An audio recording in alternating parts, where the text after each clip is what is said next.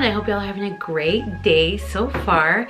My name is Katie if you're new to my channel. Today's video is gonna be me talking about my favorite paranormal fantasy romances. Now I know I've talked about this in my past few videos, how I'm like definitely down like a romance, YA sort of paranormal romance, fantasy romance kind of hole right now. I'm deep in it and I know it's silly to some. I felt like I should explain my reasonings as well as talk about my favorite paranormal fantasy romances. Now, if you are a fan of paranormal fantasy romances, you've heard of most of these. That's why I am not putting recommendations. I am just talking about my favorites, and hopefully if you see this video and you like paranormal fantasy YA romances, you can give me a few new recs, because I feel like I am just in this hole. I don't want to leave. I got a few books that I had purchased that I have a book haul, so I don't know if I'm going to be doing a TBR or if I'm going to just read these books this week, so we'll see. Next week you're either going to get a TBR or you're going to get like my monthly wrap up as far as reads, so my monthly reads. So I hope y'all enjoy this video and thank you for watching.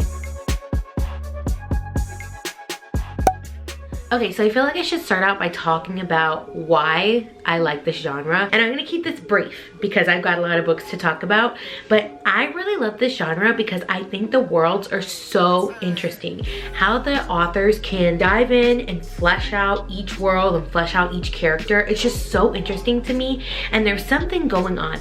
I have gotten past the whole reading the romance novel where it's just a hot and cold, nothing else is really going on except for their relationship. I'm over it right now. I may get back into it. I go through kind of like times where I enjoy a certain thing. For the most part, I really just enjoy how much everything, like the story, the plot, everything that's going on, there's something pushing the romance forward, but there's also this awesome world. Each book is just so interesting to me. First of all, I'm going to start out with the book that I love these books, but they're kind of lower on my list because I feel like there's so many other books I've read since then that I've enjoyed.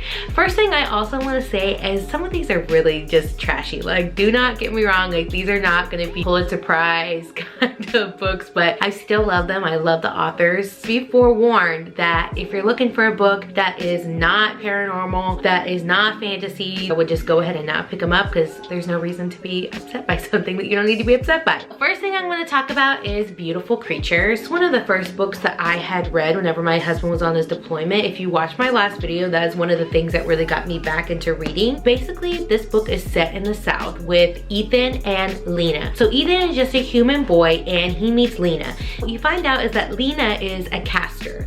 There's 4 books and these are called the Caster Chronicles. Lena is a caster, and of course Ethan is very interested in her. She's very mysterious. She lives in this crazy house that everyone says stay away from. Her uncle is supposed to be very crazy as well. So he finds out that she is a caster. Of course they fall in love. The main thing they talk about in this novel is the fact that at her birthday, she is gonna have to go through what they call the claiming, where she's either gonna be a good caster or a bad caster. That is what this book is mainly gonna be about, trying for them to save her from being a bad caster. Very interesting. I love the world that's created within this book. It's just so interesting. I will say each of these books is about 500 pages. It's pretty lengthy. I just think that they're so great. I met Kami Garcia and she's so sweet. She signed my book. So these books are great. They have a spin-off series with one of the bad casters. That's her cousin. Very good book. It is set in like a high school type romance. Definitely pick this up if you're looking for a YA that you haven't really explored yet. I actually don't have the next book. I would say this one is lower on the list just because I have not finished the series. I had been reading the series. I inhaled the first 2. I ended up kind of taking a break from it and I haven't picked it back up, but I definitely plan on picking it back up. It's the Luck series and the first book is called Obsidian. So Obsidian follows Katie and Damon. So Katie, she just moved to this little town and the next door neighbors are Dee and Damon.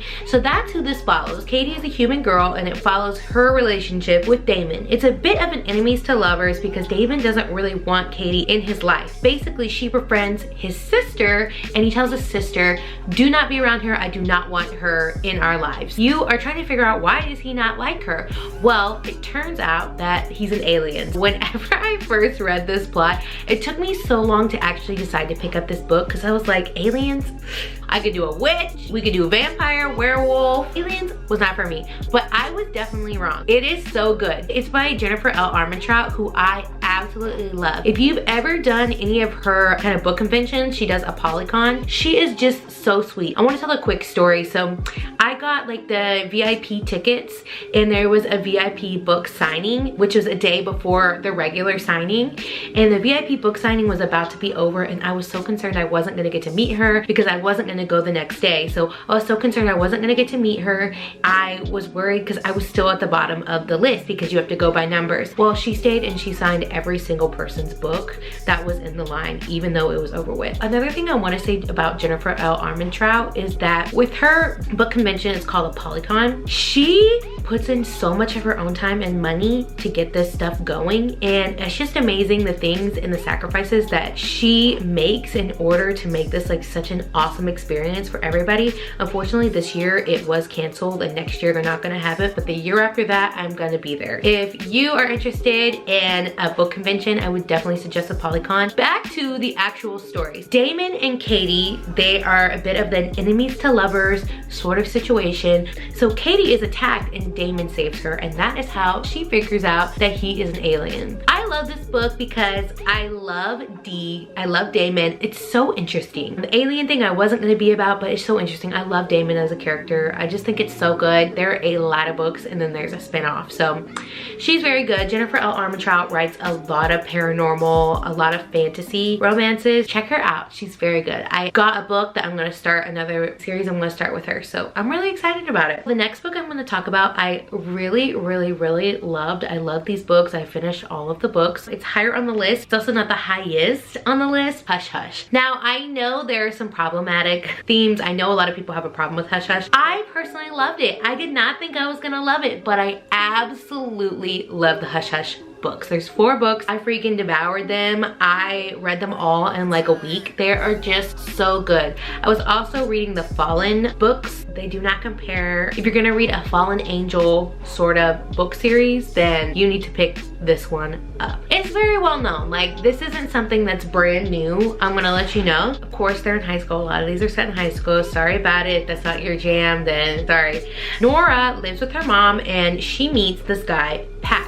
I get that there's a lot of similarities in the way that they met in Twilight, because I believe they met in biology. You know, if you like the genre, you like the genre. Who cares if there's similarities? He has a secret. He is a fallen angel. In this book, in order for fallen angels to become humans, they have to kill a human. That's just a little thing. There's not a lot of spoilers with that. So basically that's what Patch is trying to do with Nora. But of course they end up falling in love. It's just so great. I love the character of Patch. The stalking thing doesn't really bother me. I know in like real life, real world, I'm not saying I condone it. I'm just saying I love the world. I love Patch. I love Nora. She makes some stupid decisions, as do all heroines in all books. Overall, I think that it's just a really great quartet. The minor characters are also great. Her best friend B, she makes some even more terrible choices. Each book is very different. The second book is the book I liked the least. I really dislike the second book, but if you can push through that, then the rest of the books are good. And each book does end with a bit of a little cliffhanger. So they're very good. They're supposed to be turning them into movies. I don't know if it's really gonna happen because it's been a while since they made the announcement and such, but as of last year, the author had said that yes, they're still gonna be made. I don't know with COVID how everything's gonna go, but I'm excited about those movies. Definitely pick that up if you're interested in a Fallen Angel series. Okay, so the last 2 are like really dear to my heart. I really enjoy them. There are a lot of books in each of them. The Mortal Instruments, I think there's 7 books, and then Vampire Academy, there are 6 books. I like Vampire Academy the most, so I'm gonna go with Mortal Instruments next. The world that the Mortal Instruments is in is kind of like the Nephilim sort of angel. There's demons within it as well. What they call the Nephilim is shadow hunters. They are hunting demons to make sure that they're not coming into our world and killing people, clearly. You follow Clary and Jace. Clary, she doesn't realize that she is a shadow hunter. She's a part of that world until her mom is attacked by a demon and unfortunately passes away, so she thinks. then she sees Jace, and Jace is just surprised because humans are not supposed to be able to see them. I read a lot of these books a long time ago, so I can't remember what they call humans. Each book does end in a cliffhanger. So one thing I would suggest, if you're not willing to make the jump into 7 books, I would say read the first 3. I believe that Cassandra Clare, these are by Cassandra Clare by the way, she had intended this to just be 3 books, and you could definitely feel that. The 3rd book is a good kind of conclusion point, but of course it goes on to more books. Each book has a cliffhanger, but the first 3 books I think are the absolute best. There's a lot of crazy things that go on. The world is so interesting to me that she has created. Each character is super interesting. There's a lot of different types of characters. I would definitely suggest picking that up. They have a spin-off called Infernal Devices, which is good. That's set in more, I think it's like the 1800s is when it's set. In the first book, her mother passes away, and how she kind of gets involved in this world is she's trying to figure out how to get her back and who killed her mother. If you're interested in a long series that I think is very good, it's definitely YA, so if that's your bag, go ahead and pick these up. The last series I would say I absolutely love so much is called Vampire Academy. For the longest, I was not trying to pick this up because I was over vampires, but I watched the movie, which is, I have said this before, I love movies based on books. I will always watch them, I'll eat them up, and even if it's bad, I still like it. Well, I watched the movie and I said, okay, well, let me just go ahead and pick this series up. It was just so good. Rose is a very strong character. So it follows Rose and Lissa. In this world, there are 3 different types of, I guess, characters. There's a Strigoi, and it's a vampire that's kind of gone off the rails. You could choose to be a Strigoi, or you can not choose to be a Strigoi. Then there's Dampiers, which are half human, half vampires, and it is their job to protect the Moroi from Strigoi and different things. So I don't know how she came up with these names. The Moroi are basically the tippity top, and the Dampiers are supposed to protect them. So Rose is a Dampier and Lissa is a Moroi. So they have a connection they're trying to figure out in this book. It starts out with them being away from the academy. I believe it was 2 years. Like I said, I haven't read these books in a really long time. I believe it was 2 years, and it was right after Lissa's whole family passed away in a car crash. You find out that Lissa and Rose have a very interesting connection, and they're trying to figure that out. Lissa is trying to adjust back to being at the Vampire Academy, and Rose is as well, because she has lost a few years. Both of them has lost a few years.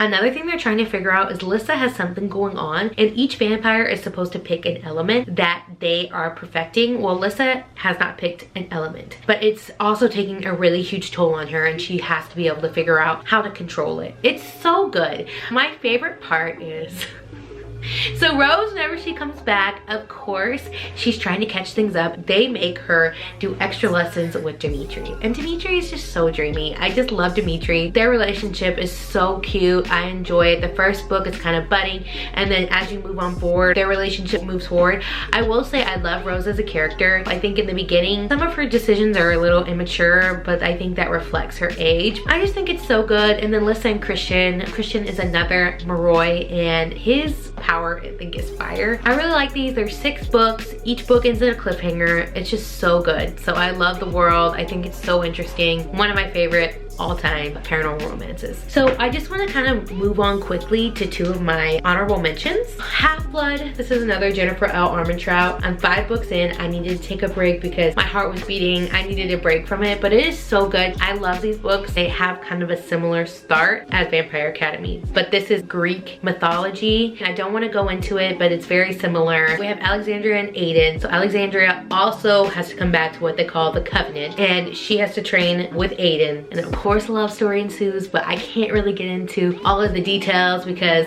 this has got a lot. I think the one thing I love about Jennifer L. Armentrout is the worlds that she's created and how many details that she packs into these books. It's a forbidden romance, paranormal fantasy romance. I love these books. Apolycon is named after one of the characters in the book, or type of characters in the book, called Napoleon. Love these. Very good books. So that is it. Those are my favorite paranormal romances. I actually did a book haul, and I picked up a few more paranormal romances from Rex I got from different booktubers, and then also just another Jennifer L. Armentrout. Love her. Picked up another one of her series that came out last year, and another one that came out this year. Like I said, this is more of my favorites. If you have any paranormal romance, fantasy romance, YA romance, comment your favorite YA, paranormal romance, fantasy romance. I know that I'm just saying all these crazy terms, but it's a blanket for me. I love them all. So comment down below your favorite romance novels so I can read them. I can do reviews. I can be a part of your heart and what you enjoy. Thank y'all so much for watching. I hope y'all have a great day. Thank you.